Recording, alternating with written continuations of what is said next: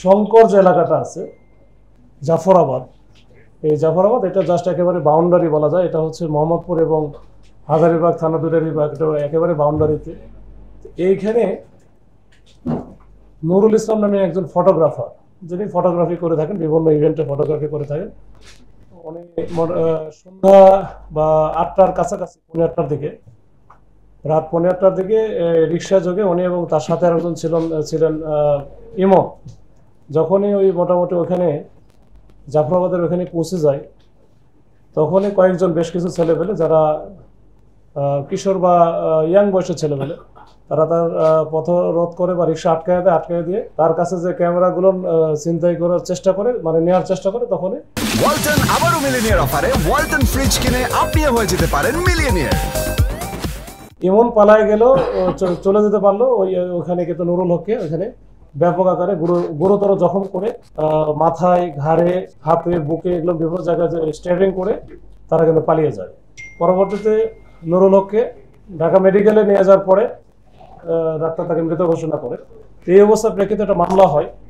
মামলা রুজু হওয়ার পরে আমরা চেষ্টা করতে থাকি বিভিন্নভাবে, বিশেষ করে ওইখানকার যে সিসি ক্যামেরা আশেপাশে যেগুলো ছিল সেগুলো আমরা পর্যালোচনা করি, তথ্য প্রযুক্তি আমরা ব্যবহার করি, এবং এই ক্ষেত্রে আমরা কিছু ক্লু পাই যে তার সাথে এই ইভেন্ট ম্যানেজমেন্টের কথা বলে বা যে বিয়ের অনুষ্ঠানের কাভারেজ দেওয়ার কথা বলে তাকে কিন্তু ডেকে নিয়ে আসে। এই যে যারা তার সাথে যোগাযোগ করছিল, এই বিষয়গুলো আমরা টোটাল বিষয়গুলো আমরা অ্যানালাইসিস করে আমরা একটা টিম কিন্তু মাঠে নামার পরে আমরা একের পর এক বিশেষ করে ময়মনসিংহের যে ধুবাউড়া বা হালুয়াঘাট, ওইখানে 2-3টা থানা এবং এদিকে ঢাকা জেলা আশুলিয়া থানা কিছু এলাকায় অভিযান পরিচালনা করে আমরা মোটামুটি এখন পর্যন্ত 10 জনকে ধরেছি। এই 10 জনই আমরা মোটামুটি জেনেছি এই 10 জনই এই ঘটনার সাথে সম্পৃক্ত ছিল, সরাসরি সম্পৃক্ত ছিল। এই 10 জনের বয়সে মোটামুটি বলা যায় 18 থেকে 20 বা 21 বছর বয়স, মানে একেবারে ইয়াং বয়সের। এবং এর নেতৃত্বে ছিলেন হচ্ছে নাইম। এই গ্রুপটা মূলত টিকটকার গ্রুপ। এরা হচ্ছে রায়ের বাজার কেন্দ্রিক এদের বাসা। এরা একটু ভাসমান টাইপের, এরা টিকটক করে বেড়ায়। এখন ওরা মোবাইল দিয়ে টিকটক করলে সেই মোবাইলে রেজুলেশন ভালো পরিষ্কার থাকে না বা ওগুলো কাটতেই হয় না, এরকম একটা চিন্তা ভাবনা থেকে তারা মনে করে যে তাদের জন্য একটা ভালো ক্যামেরা দরকার। এই ডিএসএলআর ক্যামেরা এখান থেকে তাদের মাথায় আসে যে ডিএসএলআর ক্যামেরা সংগ্রহ করতে হবে যেভাবে হোক। তো এইটা ওরা ফেসবুক পেজে একবার 2-1 যে ওর মধ্যে ছিল, তখন ফেসবুকে একটা গ্রুপ দেখে ইভেন্ট ম্যানেজমেন্টের, যে নুরুল ইসলাম নামে একটা পেজ আছে, ফটোগ্রাফার পেজ।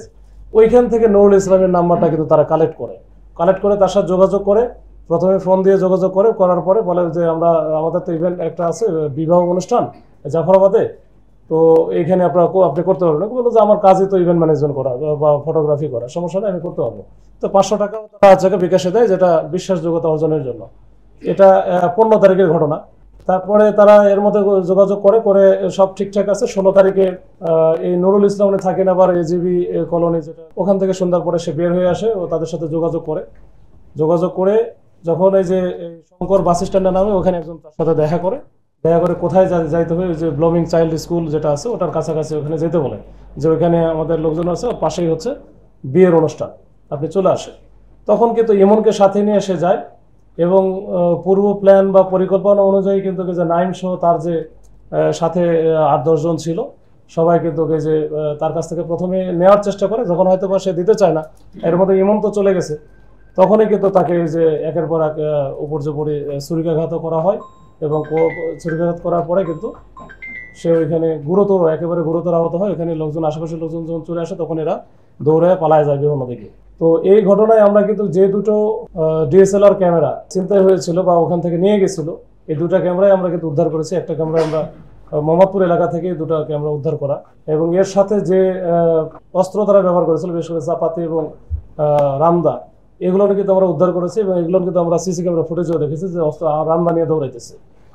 তো এইটার একটা মোটামুটি ফুল ফ্লেজ একটা রহস্য উদ্ঘাটন এবং মানে সবাইকে ধরা, এটার বাইরে আর কোনো আপাতত আমাদের কাছে মনে হয়েছে আর কোনো কিছু নাই। এবং এটা একেবারে পুরো একটা প্যাকেজ। তো এই ঘটনার মাধ্যমে আমরা মোটামুটি একটা দুর্দর্শ বা চাঞ্চল্যকর যে একটা মার্ডার হলো, একটা ইভেন্ট ম্যানেজমেন্ট বা যে ফটোগ্রাফি করে তার, এইটা আমরা উদ্ঘাটন করতে সক্ষম হয়েছি।